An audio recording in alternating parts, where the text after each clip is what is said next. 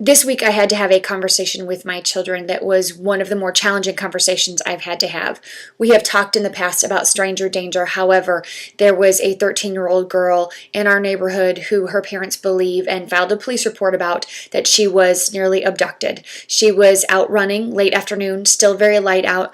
There was a gentleman who drove by and came back round behind her. And as she was running, he was driving slowly behind her. And as she ran faster, he drove faster. And as she ran even faster, he drove even faster, close enough to the point that they believe he was getting close enough to try to grab her. She was smart enough to run to a neighbor's house and pretend that she was home. He was startled enough to drive away. She gave a very clear description of him: 50s, balding, not fat, not thin, with a double chin. But we live in what we believe has always been a very safe neighborhood.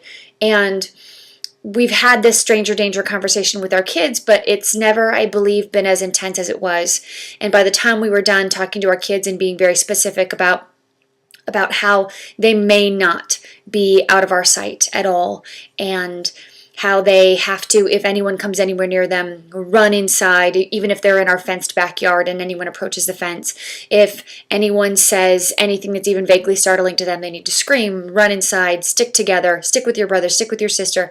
By the time we were done having this conversation, they said to us, "We're scared." And we said, "We are too." And that was an admission on our part. And I found myself thinking, good. While you never want your children to be scared, for the first time I actually did prefer that they were frightened enough to do the right thing. I actually wanted that element of fear because I want them to err on the side of caution on this, because I don't ever want us to be a statistic, even though I recognize that the chances of stranger abduction are very rare.